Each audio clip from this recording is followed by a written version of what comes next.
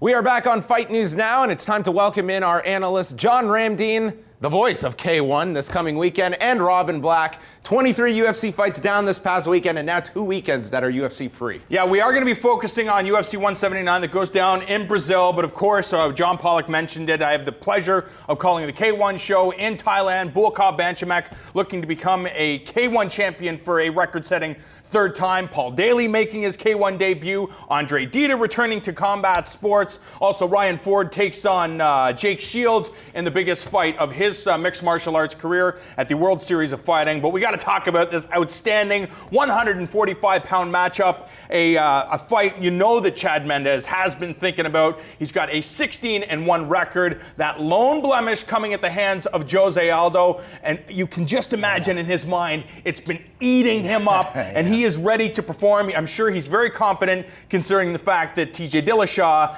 took out Jose Aldo's teammate, Renan Barão. Will Chad Mendes be able to do what he couldn't do the first time? Yeah, Chad Mendes, I predict, is going to win this fight. And that is no knock against Jose Aldo, who has consistently been the best 145-pounder ever in fighting. But his body is breaking down. It's the coincidental change in times where one young, hungry lion is getting better and better and better, learning from his mistakes. Really, the only bad moment of his entire career is one giant knee from Aldo. So he just keeps getting better. His confidence soars, his skills are better, his hands are infinitely better than they were back then. Same time, this legendary fighter, this elite level Jose Aldo, his body starts breaking down. He's passing kidney stones. He has to get, a little bit of basic surgery and therapy on his neck for weeks before he can even begin a training camp. He's had to cancel or rebook a number of fights.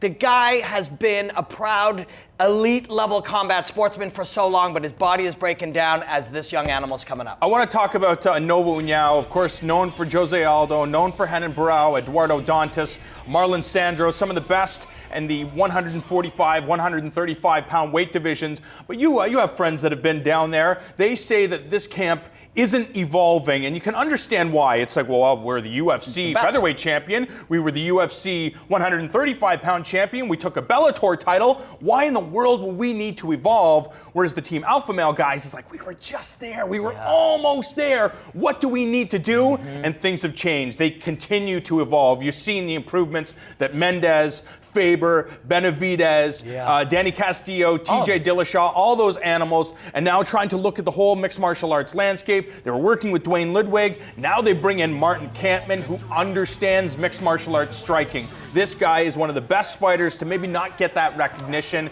and you just have a feeling that it could be Team Alpha Male's time. I think it is, and the Nova União team, what they did was they took elite men, they took elite athletes, guys with that desperate will to win, and they taught them incredibly high-level coachable fundamentals that you could build a whole game around perfection around these guys.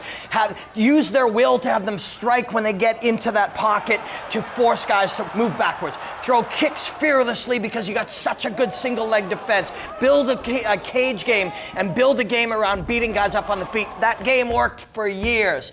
But you nailed it. What has Ludwig been doing? He's been looking at that game. He's been figuring out what's the next scale of evolution. Those guys are still playing that game, and I think he's found an answer. We got to talk about the 205-pound matchup. Phil Davis taking on Glover Teixeira, and Teixeira, this guy he's a mean guy. Yeah. Outstanding takedown defense. He's more than happy to take punches, to give punches. Phil Davis, we've seen, he knows how to compete. When Phil Davis is on, he can manage a decision victory over Lyoto Machida and Little Nogueira and some of the best in the division. When he has an opponent that has similar skill sets, like Rashad Evans, like Anthony Johnson, where they have a background in wrestling with their strikes, that's where he has problems, and Teixeira is this type of fighter. Phil, meet me over here at camera 3 if you would, okay? Phil, listen, you're bigger than him, you're stronger than him, you're more athletic than him, and you're more skilled than him. You come from a better team, you have all of the tools. This fight will come down entirely on who you are as a man. Are you capable of going in there and deciding that tonight you're going to be champion of the world? If you are, you're going to beat Glover Teixeira. Also, Scott Jorgensen takes on Wilson Hayes, and Wilson Hayes now training at Alliance in San Diego. And just talk about when you're surrounded by guys that are all achieving greatness, like Dominic Cruz, like Michael Chandler, like Miles Jury. That has to give you a boost and the confidence knowing that when you step inside of the cage, you are prepared. Yeah, and I think that's the deal. I think Phil Davis right now, Glover Teixeira is a wonderful athlete. He's a wonderful fighter. He's built to fight. I think Phil Davis, if he walks out there, if he struts out there and he believes, he will stop us all from being on this train of, Phil Davis is just an athlete. When it got high, he couldn't make it. And he will instead go in there, storm these gates, and prove that he's a top-level 205er. John Pollock, a great fight card, but no fight better than the main event, a 145-pound title on the line. And I have a feeling it's going to be an exciting one.